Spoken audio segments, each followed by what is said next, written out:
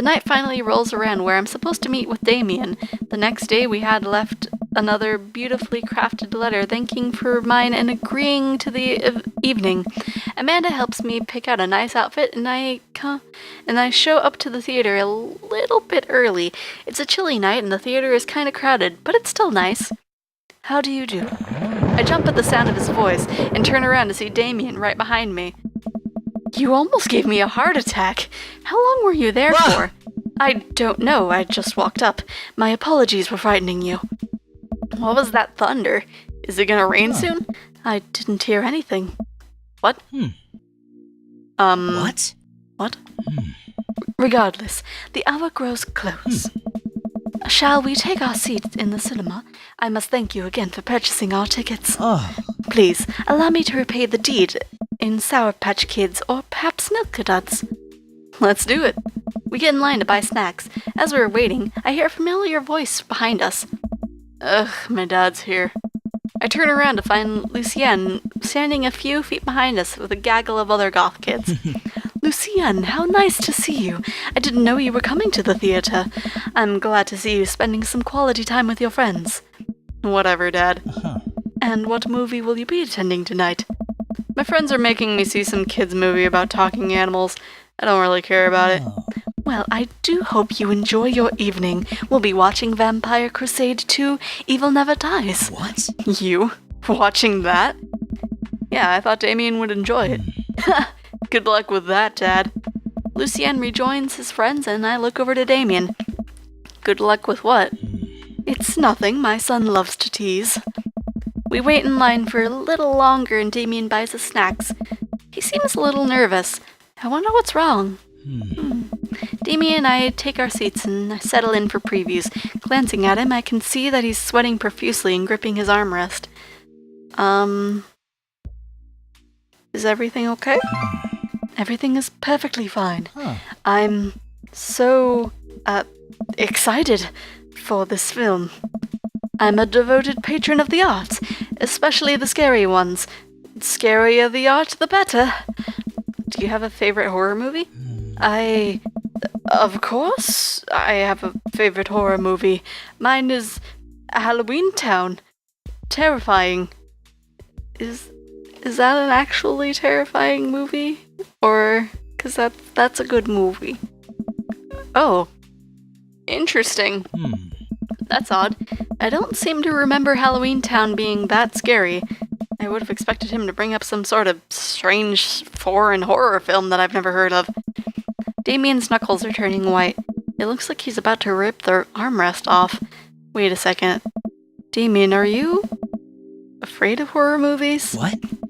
You must be joking. I love horror movies.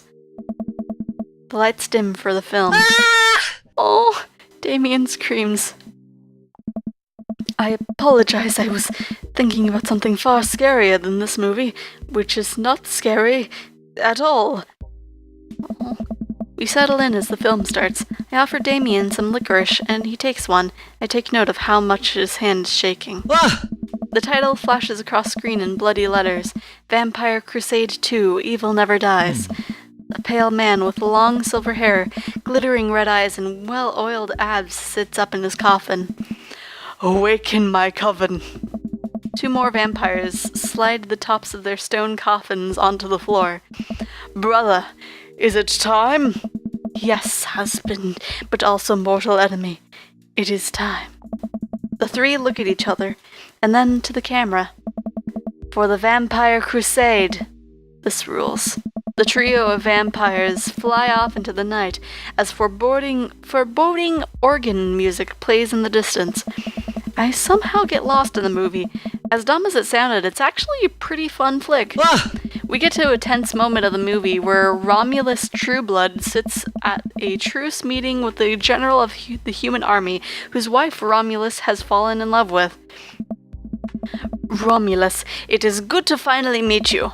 General, I agree. It's good to finally blood you. What? Romulus leaps out and slashes the general's throat. Blood splatters over everything, including the camera. Damien screams again, reflexively grasping my hand. I immediately blush, forgetting about any vampires or blood or vampiric blood. Oh, I'm terribly sorry. Damien retracts his hand and places it back on his lap. I was writing a novel in my head about blood magic and got to an extremely scary section. Damien goes back to quietly stressing out over the movie. It's kind of cute that he won't admit that he's afraid of it. I wish he would hold my hand again. Maybe I could do something to try to make him feel more comfortable. I've got it. I'll do what all dads do best. Talk during the movie. Dad joke? Where does a dog go when it loses its tail? What? Where? To the retail store. I yell that last bit a little too loud for a crowded movie theater, but I can see a smile form on Damien's face. Good one, Xephoria. The rest of the movie goes by relatively smoothly, with only a few whimpers from Damien. Maybe he would have liked the romantic comedy better. I probably should have also asked if everything was okay. Maybe, I don't know. We get to the final scene of the movie, where Romulus, Bad Blood, and the General's wife embrace each other in his crypt. It appears that the true vampire crusade was the vampire crusade in our hearts. Our cold, unbeating hearts. Romulus and the General's wife began making out. Hard. Oh my. The film fades to black and the end appears on the screen, but then it hard cuts to Demetrius and his rival lover Carmelia, who watch the two from afar. Oh no! Twist ending! Our bloodline has been pure for 1,000 years. Romulus has betrayed us by loving a human woman. It will only be a short time before the next Vampire Crusade 3 evil must die again. More thunder, more ominous organs. The music fades out again and a bloody question mark now accompanies the end. Damien and I walk out of the movie theater amidst throngs of chattering moviegoers. He's a little more pale than I remember, but otherwise he survived the encounter. He seems kind of invigorated. What an interesting film. While the premise admittedly struck me as pedestrian, I was intrigued by its harrowing love story and great attention to detail in regards of vampiric lore. Yeah, it was pretty good. A lot more vampire titties than I thought there would be. Come, the night is young. Let's take a stroll. Damien is making a point of not telling me where he's taking me. Still, I'm enjoying the walk and the cool night air. Being alone here with Damien is a lot better than being in a crowded theater. Lovely night, isn't it? As lovely as the company, yes. That was smooth. He thinks I'm lovely. Matt thinks I'm cool. Damien thinks I'm lovely. Damn. Okay, here comes the smooth response. Thanks. No problem. Crushed it. We both stand there feeling a little awkward. I sure am one smooth operator. Are you getting a little hungry? We could maybe stop off and grab something to eat. Worry not, friend. I have a plan. We turn the corner and are greeted by the gates of a cemetery? What? Are we going in there? A little bit of Victorian flavor, Xephoria. Trust me. I'm a bit nervous, but Damien hasn't led me wrong yet. I follow his lead as we walk into the cemetery. Statues of angels stare down at us as we follow a path through the faded tombstones. As we crest a small hill, we get a beautiful view of the city. The night lights sparkle around us. I gotta hand it to him. For being in a cemetery, this is strangely romantic. Picnicking in graveyards is an old Victorian tradition, an appropriate finish to an evening after a vampire movie, wouldn't you say? With a flourish, Damien produces a blanket and a picnic basket. Oh, we're picnicking in a cemetery. Wait, where are you hiding that? Under my cloak? Oh, right.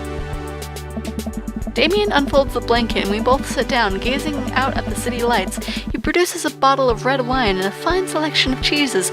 Also, you took that picnic basket into the movie theater without anyone noticing. Okay. In the Victorian era, there were no public art galleries, parks, or botanical gardens to speak of. Once rural graveyards became more popular, more popular alternative to church burials, they became the only place that people could see beautiful plant life and fine sculptures. That makes sense. This is pretty nice. I have a question though. How are you so okay with being in a graveyard, but you had trouble handling a scary movie? I wasn't... He sighs deeply. Okay, yes, I was extremely scared by that movie. I was not writing a book about blood magic in my head. I just have never been good at those. I just feel as if because of how I look and act, people expect me to love horror films, so I must play the part. Truth be told, I don't know if I have the constitution for them at times. Damien, I'm so sorry. If I had known, I would have suggested another movie. It's quite alright. I actually did find myself enjoying this one, thanks to your help. Graveyards, however, I think there's something rather beautiful about death. Cemeteries are traditionally built away from cities, away from the realm of the living, and keeps us rather separated from it. To acknowledge death and become more comfortable with it, I think, gives us a certain intimate knowledge about ourselves. To sit amongst generations of those who came before us, to be truly alive in the midst of so much death, brings me great comfort. Death helps me appreciate life, to savor every second. We sit and enjoy our food and wine. I don't feel scared anymore. Never thought I'd be comfortable sitting alone in a graveyard at night, but I actually feel very peaceful. Suddenly, it doesn't seem like we're alone. Off in the distance, I see a shadowy figure in the trees. What is that? I'm not sure. It noticed us. I'm paralyzed with fear as it begins lumbering slowly towards us, its shape making a more animal form, more feral. I look to Damien for help, but he's just as afraid and transfixed as I am. I want to scream, but it's stuck in my throat. The creature is getting closer, moving faster. It's the Denver ghost. Woof! Oh. It's a dog. It's a cute little dopey dog. As it finally comes into the light, the friendliest, dumbest little Boston Terrier I've ever seen pulls its owner towards us. The dog trots over to Damien and sniffs at his hands. Damien looks ecstatic. He ruffles the dog's fur happily. What a beautiful dog. Hey, we both look up, not expecting to see... Thanks. Oh, hey, Robert. Robert, what are you doing out here on this lovely evening? You know, why have I never found out that you had a dog on your route, Robert? Why is it Damien's route that I find this out? Hunting cryptids. What? What? I didn't know you had a dog. This is my dog. Oh. I found her wandering in the street. I put a leash on her, and now we're walking around this graveyard together. Hunting cryptids. Damien and I share a look. May I give her a treat? Sure. Wouldn't give her cheese, though. Not to worry. Damien reaches into the depths of his cloak and produces a small dog treat. What else is he keeping in there? Why don't I casually carry around dog treats? That might be weird, though. If I just, find a person walking their dog and it's just oh, can I give him a treat? I think I would get a weird look. The dog laps up the treat and crunches away, tail wagging furiously. Damien continues to smooth down her fur. Thanks. My absolute pleasure. Damien shakes the dog's paw. Lovely to meet you, my friend. May our paths cross again. Actually, is this... Oh gosh, you told me a story about a dog that got spooked, but I don't remember if it's actually this dog. Because I assumed with the story that you told me, you had the dog and then she, got too scared and ran away. I don't know. But this is the first time seeing your dog. Anyway, I don't remember if I read this line already. Lovely to meet you, my friend. May our paths cross again. Robert and his dog disappear into the darkness again. Damien stares after them. I didn't know you liked dogs. Victorians loved dogs, actually. Most Victorian women of high fashion would always be accompanied by a small dog such as a terrier or a Maltese. I think big dogs are nice too. Yeah, man, dogs are cool. Huh. I do believe we've had enough excitement for one night. What say we make our way home? Damien hops to his feet and extends a hand to help me up. I gladly take it as my knees aren't what they used to be. He packs up his picnic basket and leads us out of the graveyard. As we begin the walk home, I take one last look at the cemetery. It really is beautiful.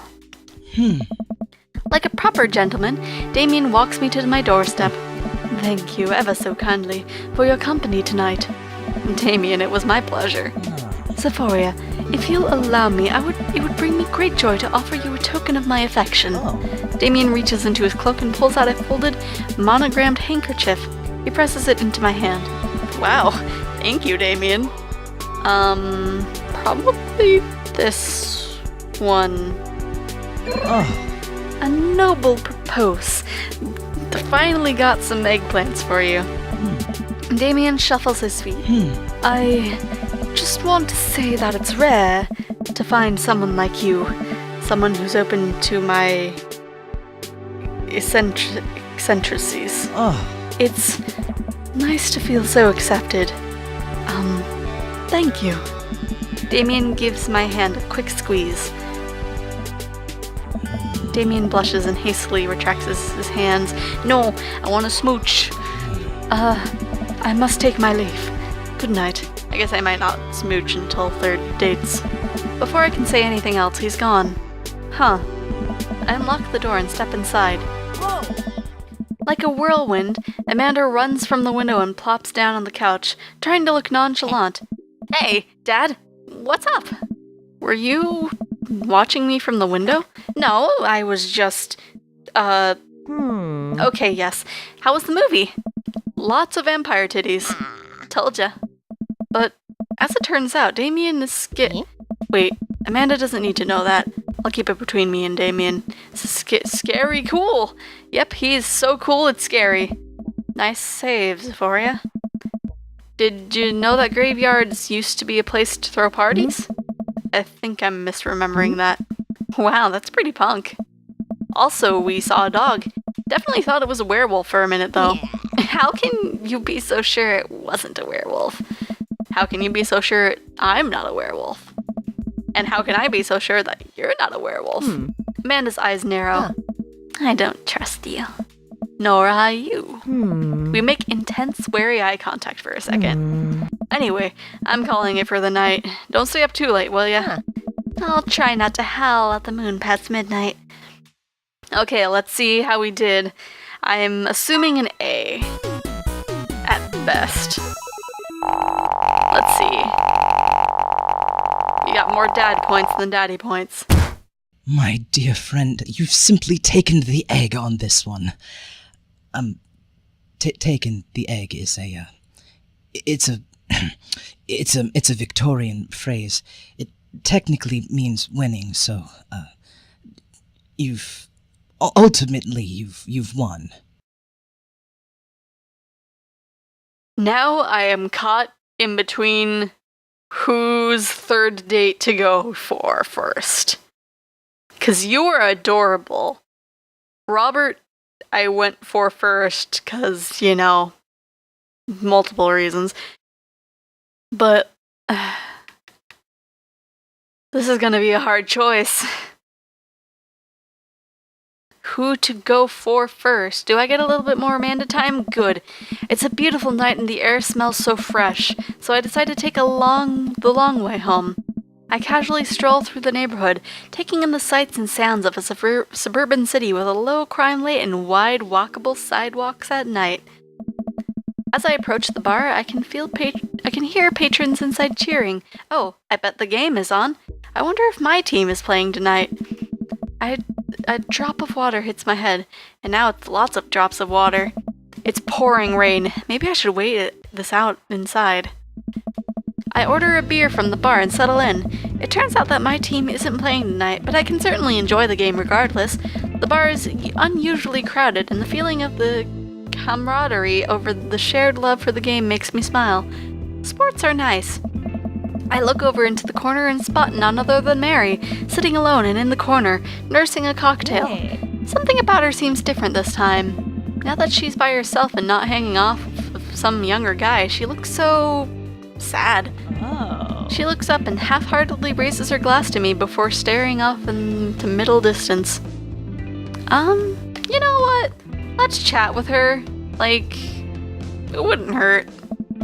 I decide to go say hello. I walk over to her booth. She doesn't look up. The seat taken? She still doesn't look up. I take a seat anyways, and she finally notices me. Oh. Hey, cowboy. You alright? Never better. She hiccups. Guess she's a little far gone. Ah. Tears start welling up in her eyes. Oh. Will you walk a gal home? You know what? Yeah. Like, you're Brian's friend, so we can be friends. I slide out of the booth. Seems like Mary's having some trouble getting up. I reach out a hand to help her, but she waves me away. Ah. I got it. She clearly does not got it. Ah. You know what? Hang out here for a sec. I walk over to the bartender and pay Mary's tab. Hey, I don't know if you remember me, but I live in Mary's cul-de-sac and I'm just making sure she gets home safe tonight. I know you. Yeah, it's nothing weird, just she usually has one of the bar staff walk her home, but I trust you. She doesn't, go home with... I don't really want to say it. One of the guys she meets. Nah. No? Ain't her thing. Huh. I head back to the booth. Mary stumbles out of the seat and directly into my arms. It's still raining a little bit. I take off my coat and hold it over Mary's head. Such a gentleman. Let's get you home. Mary and I walk in silence up the street toward the cul-de-sac. I have no idea what to say to her, for fear that she might hit on me. Or not. What did the bartender mean by ain't her thing? Sorry you have to see me like this. I'm usually not... I know Joseph doesn't like it when I'm sorry. It's alright. I'm sorry if I'm ever mean to you. It's... alright? No, it's not. I know it's not. I'm having a really...